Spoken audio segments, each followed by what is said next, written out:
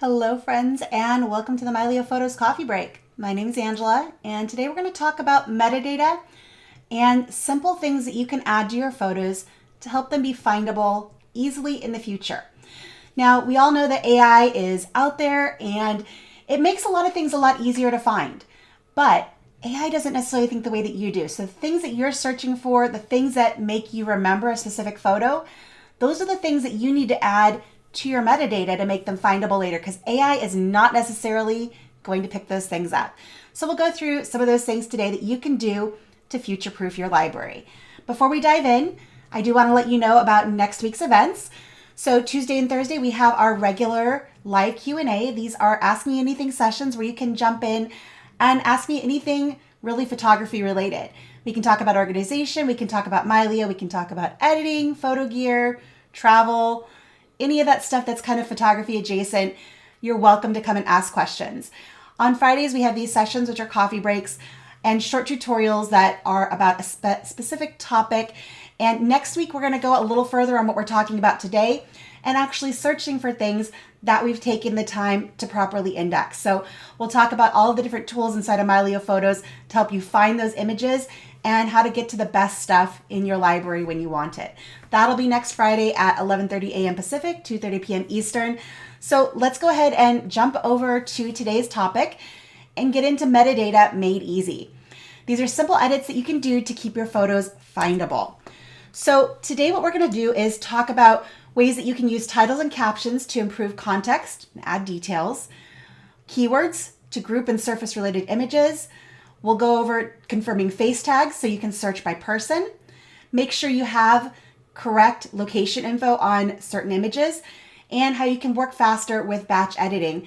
So you know, and also what tips to go over what metadata you can skip. So there's certain things that are helpful, but you don't have to necessarily add this information to every single image in your library. That is a very long and tedious process. So I'm going to give you my suggestions for making those steps count. The good news is that Mylio Photos already does quite a lot with the information that's in your photos.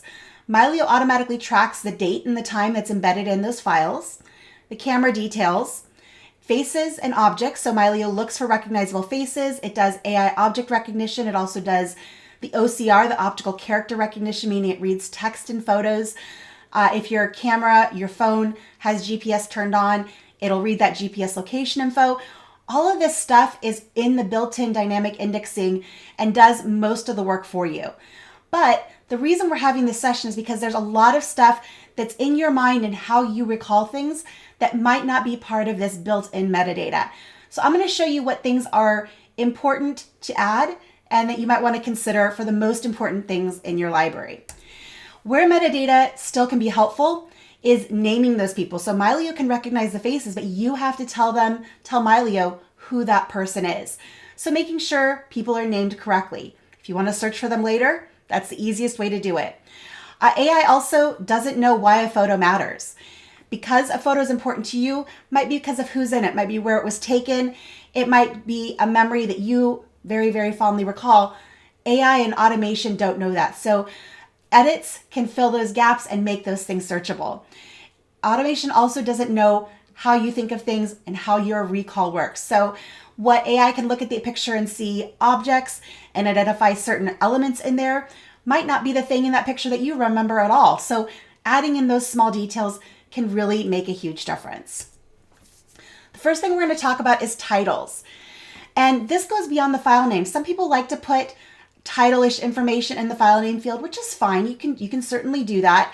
But most of the time you're going to have a file name that comes in, something nondescript like IMG0327, like this image here on the left. And what I like to do is on those best pictures, the ones that are the most meaningful to me, add a short phrase here in the title that is what you think you might search for later. So for me, this image, this was on my trip last year to Scotland. My mom and I found this little roadside shop in between Glencoe and Isle of Skye. We happened to just pull in. We needed to get off the road for a little bit, take a break. And it turned out to be this fabulous chocolate shop. And they had literally the best hot chocolate and cafe mochas I've ever had in my life. So this is a picture I want to remember. And looking at this image, Mylio might be able to find It might pull it up as coffee. It might pull it up as food. It might pull it up as a beverage. But is it going to know it was the best hot chocolate or mocha ever? No, that's information that I have that I can add to this image. So later on, when I search for hot chocolate or I search for mocha, that is now going to come up when I search for this. So not every photo needs a title, but I do suggest adding a title when the photo matters to you and you think you'll want to find it again. Keep your title short and specific. We'll go into in the next slide what you can do here in captions. This is where you can do a little bit more storytelling, but your title should just be that kind of top level highlight of what the image is. So in this case, like I said, the best hot chocolate mocha ever, and now I can search for it based on that information. Next up, let's talk about captions. So same image. This is where you add additional context and storytelling.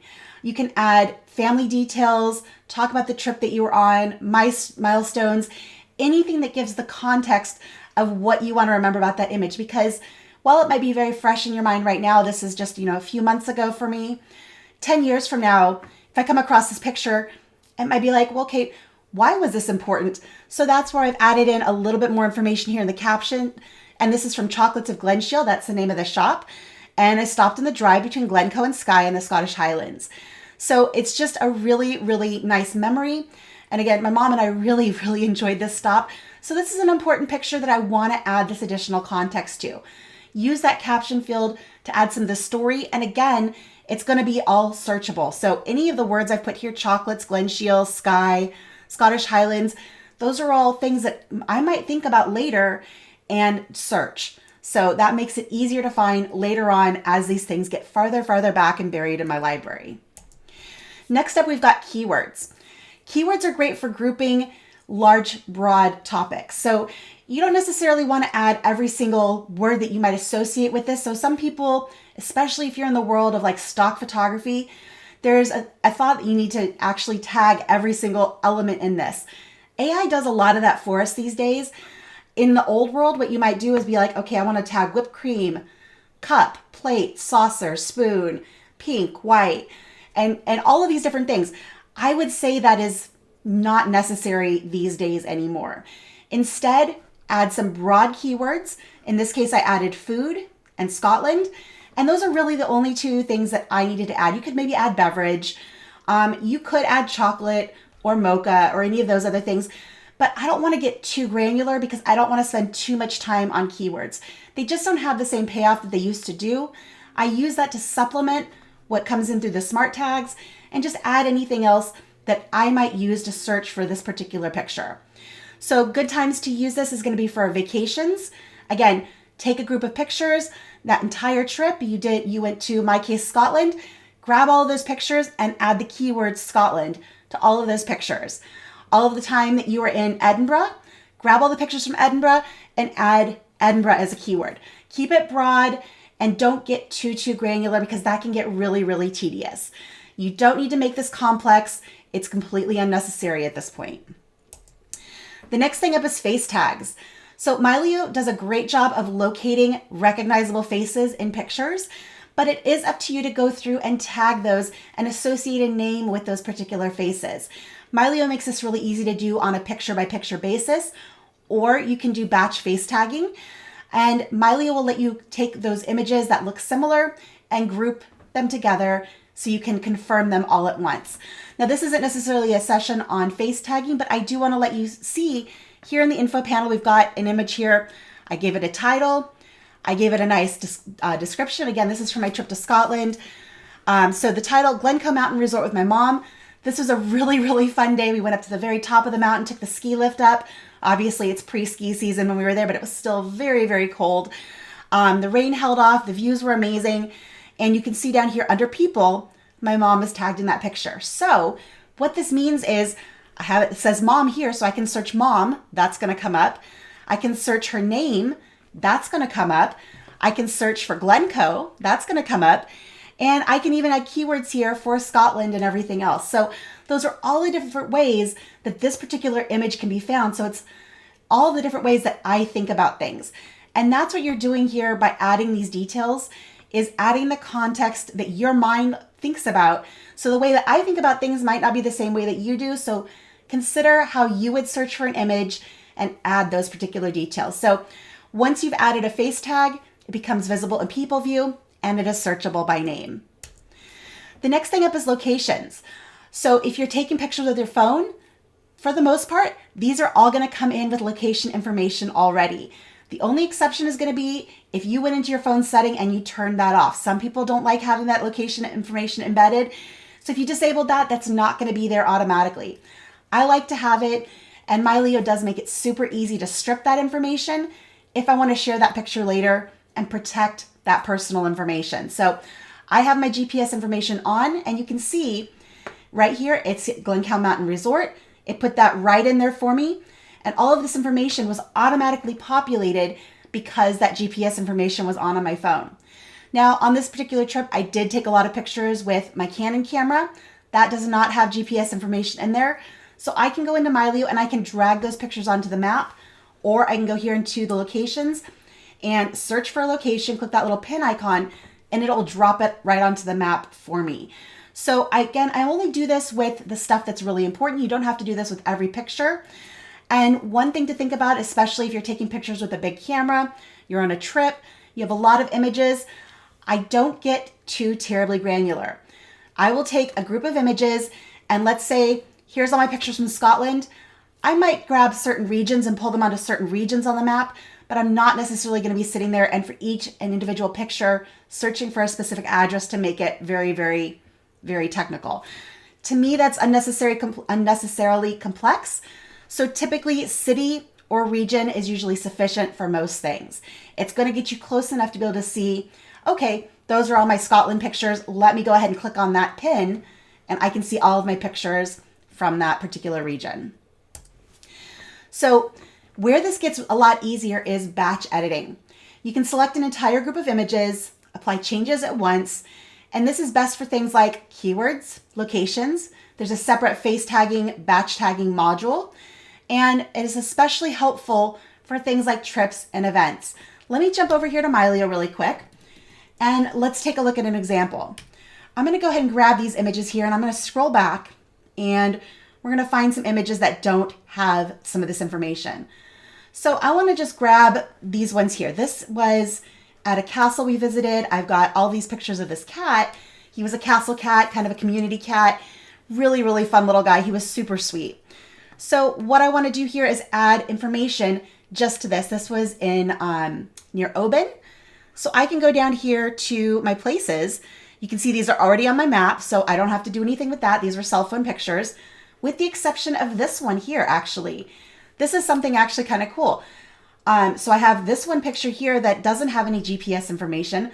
I took this one with my big camera, and then this one here was with my cell phone.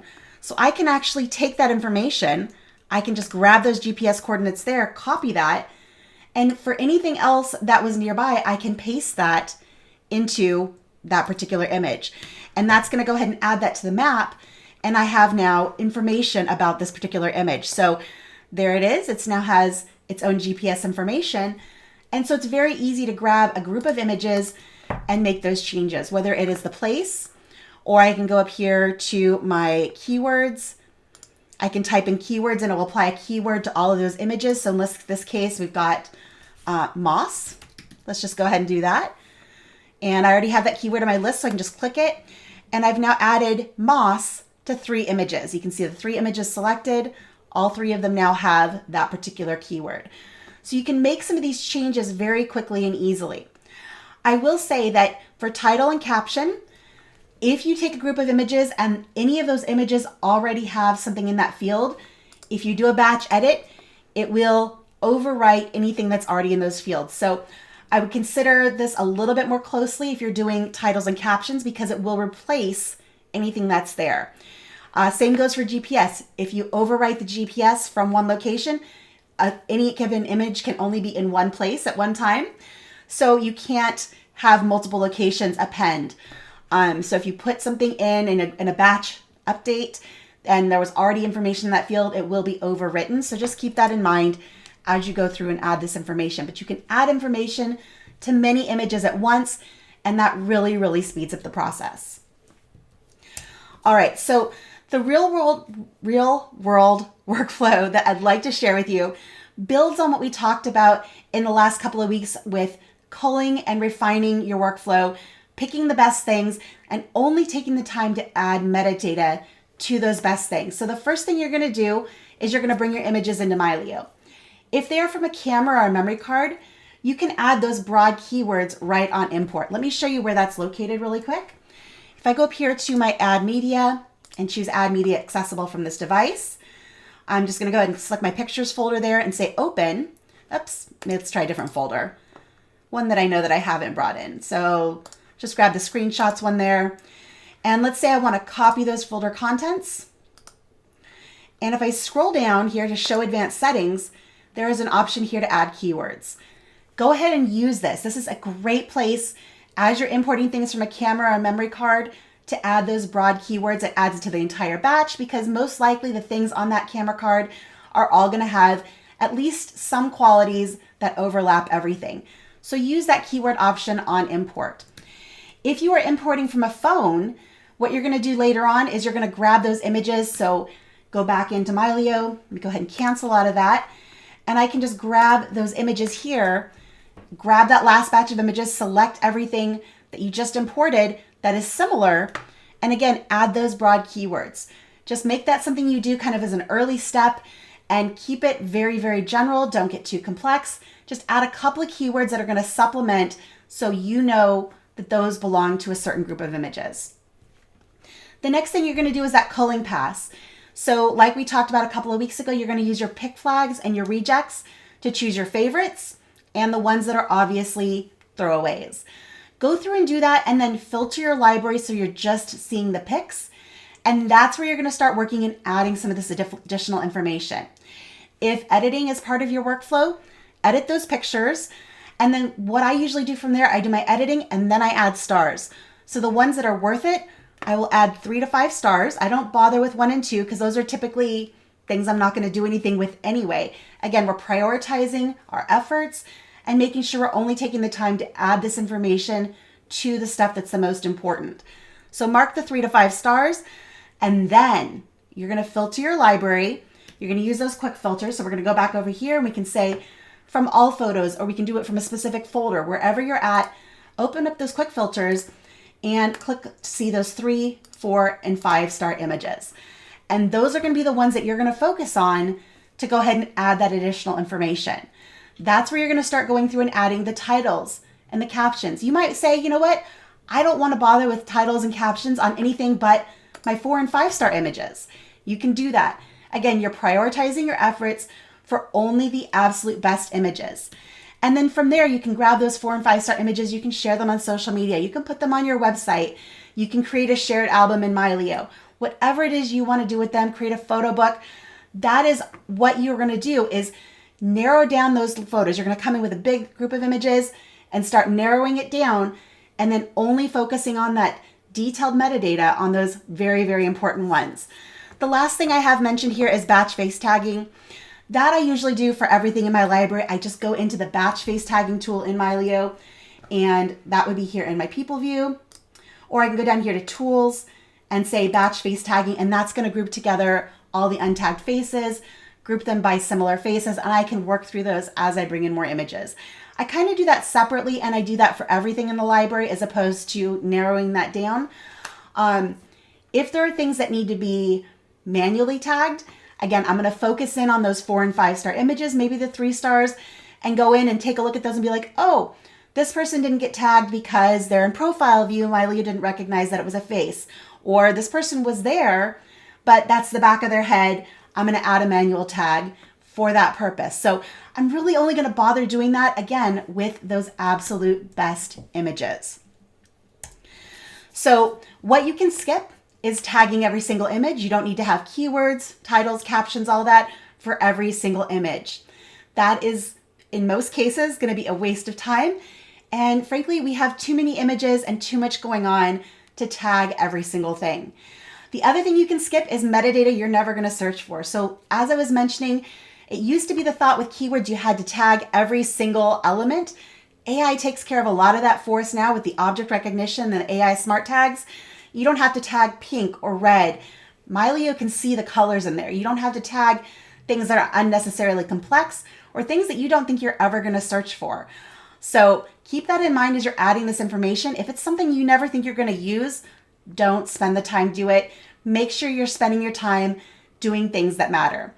This is going to pay off later with faster searching, better filtering, easier to do projects. So if you want to do photo books, you want to create wall art, you want to put things up on a website, you want to share on social media, whatever project you want to do with your pictures, once things are sorted and you can easily filter down to those best images, things get so much easier. Plus, it has less that you have to rework later. If you can set up a workflow to where as you bring things in, you start adding this information, you can start going back and working on old stuff later. But as long as you set up a workflow for the new stuff you're bringing in, that is less you have to rework later because you've got a system in place that keeps things organized and adds that essential information. So to wrap things up, I want to encourage you to start small. This is something you can start doing with new stuff that you bring in. You don't have to go back and do this to everything in your library. Just start doing it with the new stuff. And if you have time and you want to get a little bit more detailed, start looking at specific sets of photos that are in your older groups of images. Again, take a look and make sure you're giving the information and your attention to those things that are the most important. Even if it's old scanned family photos, it's worth going through and putting in those 3, 4, 5 stars on there and then narrowing it down and really only spending your time on those things that are the most important. The next thing is to be consistent. So do this every time you're doing an import. And as you're doing face tags, make sure you're using the same names. You're spelling things the same. When you're using keywords, use that drop-down list because it's going to show you what keywords you've added in the past. And that way you don't end up with multiple variations of the same thing. So flower and flowers, or, just different variants of the same word. It also helps keep you from having misspellings when you're using that drop-down. So that gives you predictable results and better searches later on. And then use this to build a habit over time. A few minutes per session adds up, so it keeps the metadata from becoming a backlog. And again, a little bit at a time makes the whole job much better. Plus, you're focusing your efforts on just the most important stuff. Then we'll just have a reminder that we've got live Q&A next week. So again, ask me anything sessions. Come in, ask me anything photography related or photography adjacent, organization, family history, photo editing, all that kind of stuff. Photo editing questions are my favorite. Those are the most fun, but I will tackle or do my best to tackle whatever you throw at me and see what I can do to help. Next Friday, we will be taking this presentation and kind of going into the next phase of it is all that information we're adding. How can you use that to find things later on? So we'll talk about search, dynamic indexing, quick filters. We'll even go into a few specific custom searches that you can do. So Mylio is really, really powerful and very deep. There's a lot of easy stuff you can access. And then if you want to dig in deep, the complexity is there if you want to embrace it. So we'll talk a little bit about the complex stuff and a lot about the easy stuff next week so you can find the things that are important to you. With that, I want to wish you guys a wonderful rest of your day. Thank you again for being here, and we will see you next time. Bye, everybody.